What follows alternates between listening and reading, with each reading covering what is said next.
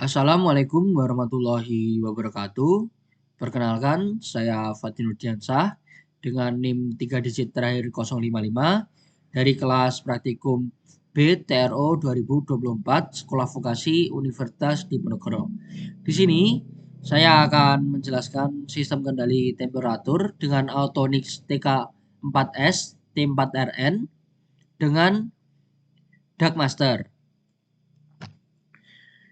Nah, jadi Autonix TK4S T4RN merupakan salah satu jenis temperatur kontrol digital yang berfungsi untuk mengatur dan memantau suhu secara otomatis pada berbagai aplikasi industri seperti pemanas, oven, mesin molding, maupun sistem pendingin.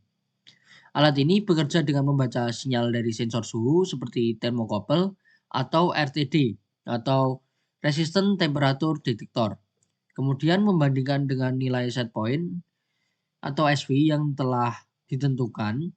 Berdasarkan hasil perbandingan tersebut, controller akan mengatur output seperti relay atau SSR untuk menjaga suhu agar tetap stabil sesuai pengaturan.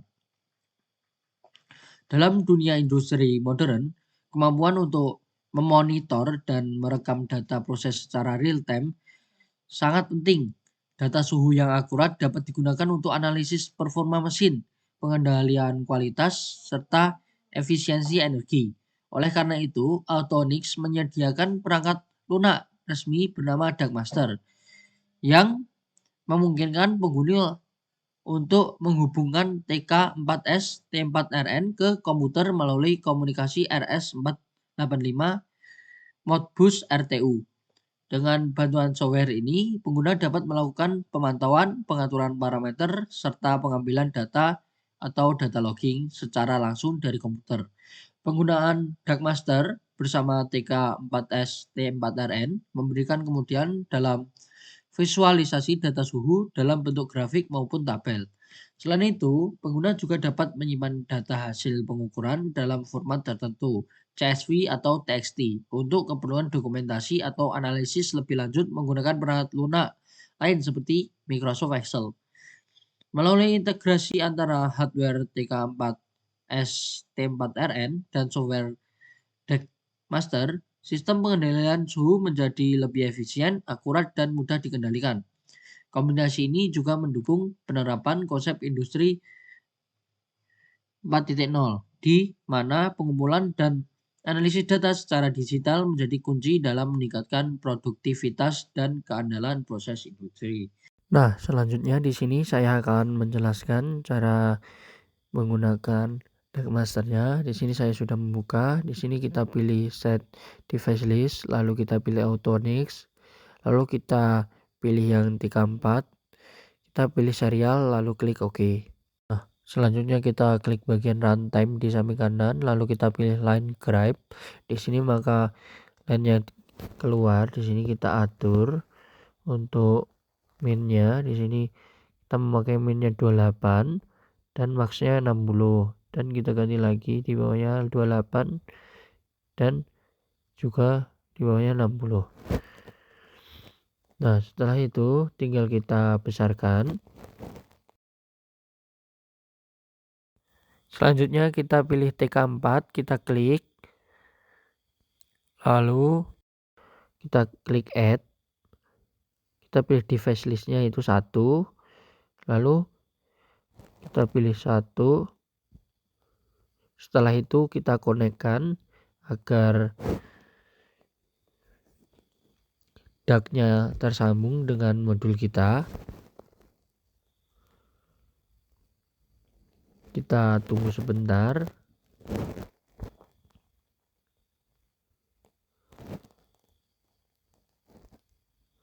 Lalu di sini maka parameter-parameternya akan muncul. Lalu kita tinggal klik saja di bagian kiri tadi. Terus kita bisa atur parameter-parameternya di bagian kanan, yaitu di bagian propertinya. Misal kita PID-nya diganti 1, diganti 2 di bagian kanan ini.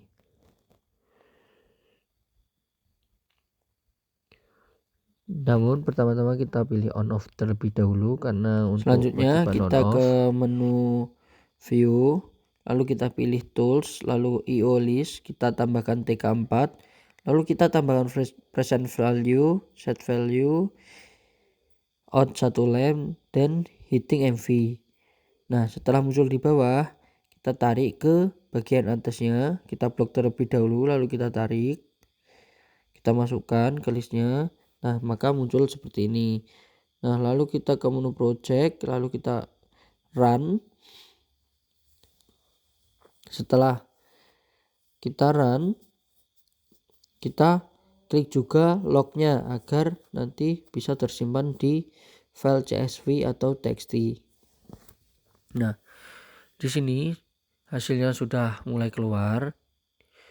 Nah, di sini suhunya sudah mulai naik. Di sini untuk yang hijau itu yaitu set present value, dan yang hijau telur asin itu set value, dan yang warna ungu itu on off lampunya.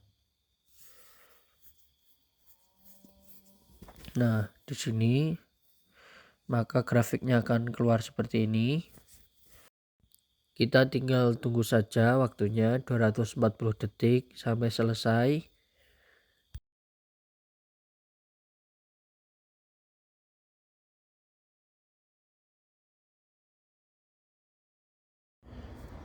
Nah, selanjutnya jika waktunya sudah selesai, kita tinggal klik stop logging saja, kita pencet, lalu kita tinggal save di bagian file kita taruh sesuai yang kita inginkan.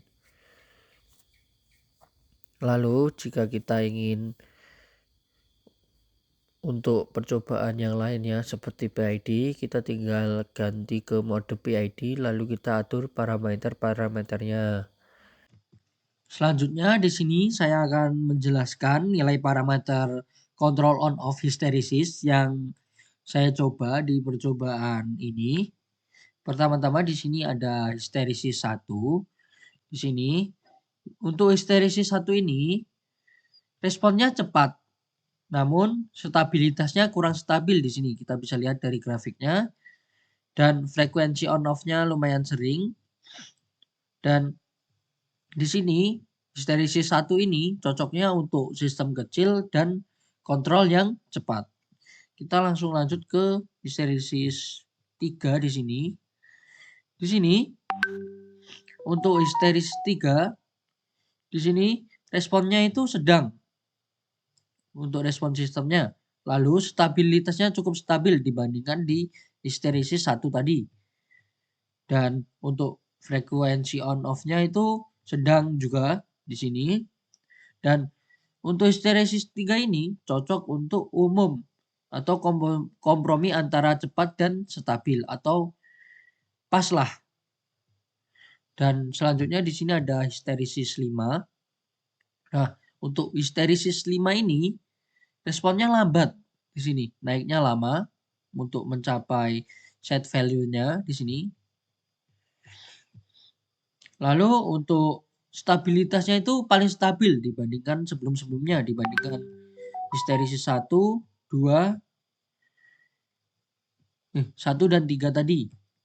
Lebih stabil dibandingkan yang lain. Nah, menurut saya yang paling terbaik di antara ketiga on off ini, menurut saya itu hysteresis 3 karena di sini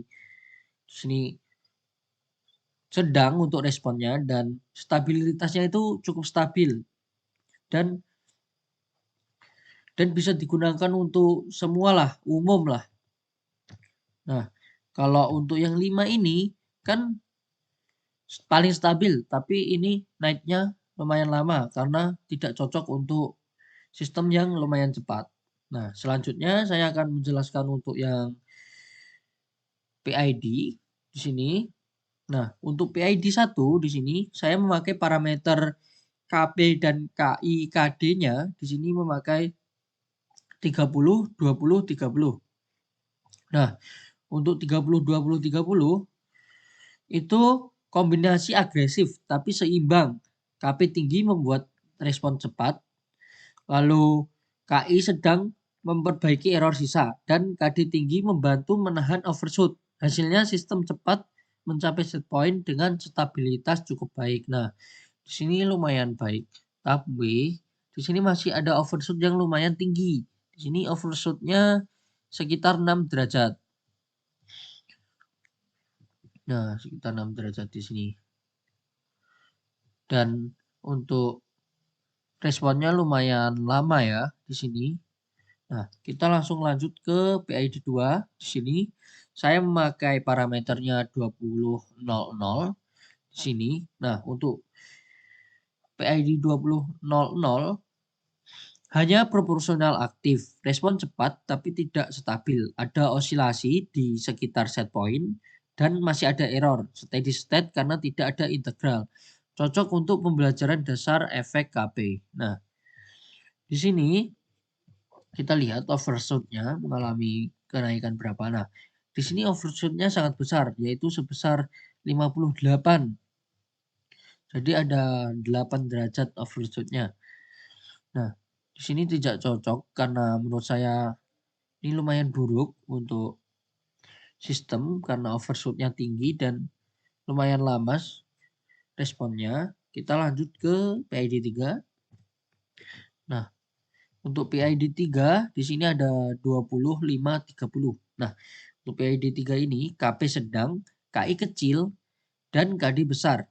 Responnya cepat, lebih stabil daripada PID 2 sebelumnya tadi. Dan karena KD meredam perubahan mendadak, error sisa kecil karena ada sedikit aksi integral. Nah, kita lihat lagi overshoot-nya di sini mengalami berapa. Di sini overshoot-nya lumayan kecil, yaitu sebesar 4 derajat saja, yaitu paling tinggi 54 yang seharusnya 50 set point-nya. Dan di sini set pressure-nya itu 54. Jadi dibanding sebelumnya lebih baik lah. Dan di sini kenaikannya lumayan cepat juga. Nah, kita langsung ke PID 4.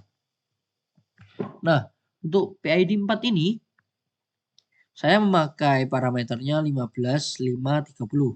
Nah, untuk PID ini KP agak lebih rendah, namun respon sedikit lebih lambat dibandingkan sebelumnya, tapi lebih halus dan stabil di sini. Cocok untuk sistem yang sensitif terhadap overshoot. Nah, di sini kita lihat overshoot-nya berapa. Nah, di sini overshoot-nya kecil lagi. Sebelumnya kan overshoot-nya sebesar 4 derajat. Nah, di sini turun 1 derajat dibandingkan sebelumnya. Tapi untuk responnya lumayan lebih lama dibandingkan sebelumnya. Nah, kita langsung lanjut ke PID 5. Nah, untuk PID 5 ini saya memakai parameter 10, 5, 30. Nah, semua parameter lebih kecil dari sebelumnya, respon lebih lambat, tapi sangat stabil, hampir tidak ada overshoot. Cocok jika sistem butuh kestabilan tinggi meski waktu mencapai set point agak lama. Nah, bedanya dari sebelumnya ini overshoot-nya lebih kecil, namun responnya lumayan lama, lebih lama dari sebelumnya. Nah, di sini kita lihat overshoot-nya berapa. Di sini overshoot-nya hanya 2 derajat saja di sini, tertinggi 52 dan mencapai 50 pada waktu 85 detik. Jadi lumayan lama daripada sebelumnya. Nah, kita lanjut ke PID 6. Nah, untuk PID 6 ini saya memakai 155. Nah, untuk PID ini KP-nya kecil sekali, jadi respon sangat lambat. Jadi naiknya itu lama banget. Dan KI dan KD membantu menjaga arah menuju set point, tapi lambat sekali untuk perubahan besar. Cocok hanya untuk sistem lambat seperti suhu. Nah, jadi kalau misal untuk sistem keamanan kurang cocok karena responnya terlalu lama. Nah, di sini kita lihat untuk overshoot-nya. Nah, di sini tidak ada overshoot sama sekali. Di sini 50. 50 terus sampai akhir. Dan sangat stabil. Tapi untuk naiknya itu sangat lama. Di sini dalam waktu 180 detik baru naik ke 50. Jadi kurang cocok untuk sistem yang cepat, tapi cocok untuk sistem seperti suhu. Nah, selanjutnya kita ke PID 7. Di sini PID 7 kita memakai 5, 10, 30. Di sini KP kecil, KI dan KD tinggi. Integral kuat memperbaiki error cepat, tapi bisa menimbulkan overshoot besar. derivatif menahan sedikit namun tetap bisa osilasi jika KI terlalu dominan. Nah, kita lihat overshoot-nya berapa. Nah, di sini hanya mengalami overshoot sebesar 2 derajat aja, seperti PID sebelum-sebelumnya. Namun, di sini menurut saya kurang cocok karena sebelumnya kan kita sudah bisa menghilangkan overshoot-nya, tapi di sini malah ada overshoot lagi. Jadi untuk PID 7 ini kurang bagus menurut saya. Kita lanjut ke PID selanjutnya. Di sini PID 8. Untuk PID 8 di sini kita memakai 12, 10, 40. Nah, untuk PID ini kombinasinya kuat dan agresif, KP dan KI tinggi, mempercepat respon, KD besar mencegah osilasi berlebih. Hasilnya cepat, cukup stabil jika sistem tidak terlalu sensitif terhadap perubahan mendadak. Nah, untuk sistem ini overshoot-nya tidak ada dan cukup stabil. Di sini 76 sudah mencapai nilai set point-nya. Di sini menurut saya bagus untuk sistem yang membutuhkan cepat dan stabil tanpa overshoot. Di sini juga sangat stabil, tidak ada osilasi, sangat stabil sekali karena di sini 50 terus, bisa menjaga terus PLD ini. Jadi menurut saya ini bagus sekali untuk kombinasi 12, 10, 40 ini. Kita langsung lanjut ke PID 9. Di sini di PID 9 saya memakai 3530. KP kecil tapi KD besar. Respon lambat tapi sangat stabil, nyaris tanpa overshoot. Namun butuh waktu lama mencapai set point. Cocok untuk kontrol presisi jangka panjang. Di sini overshoot-nya juga tidak ada sama sekali dan sangat stabil. Namun ini lebih lambat daripada sebelumnya. Kita lihat ini kan mencapai set point-nya di waktu 75 dan di sini untuk yang sebelumnya mencapai di 76. Berarti lebih bagus di PID 9 ini, lebih cepat dan lebih stabil. Nah, kita lanjut ke PID 10. Di sini PID 10 kita mencoba-coba karena sebelumnya PID 9 ini menurut saya sudah paling bagus karena cepat dan stabil, paling stabil. Dan untuk PID 10 ini kita mencoba-coba di sini. KP sedang, KI-nya kecil sekali 5, tapi KD sangat besar yaitu 100. Derivatif dominan, sistem cenderung terlalu hati-hati, meredam perubahan cepat secara berlebihan, bisa sangat stabil tapi lambat bereaksi di sini. Kita lihat overshoot-nya. Nah, di sini masih mengalami overshoot sebesar 2 derajatan dan naik ke 50 di waktu 77. Nah, untuk kesimpulan untuk yang PID ini, yang paling bagus, kombinasi yang paling baik yaitu 35-30. Karena ini kenaikannya cepat yaitu 75 dibanding PID 8. PID 8 ini sebenarnya bagus, namun PID 9 ini untuk responnya lebih cepat dibandingkan PID 8. Dan ini untuk osilasi dan overshoot-nya itu tidak ada. Jadi ini yang paling bagus menurut saya yaitu kombinasi 35 dan 30.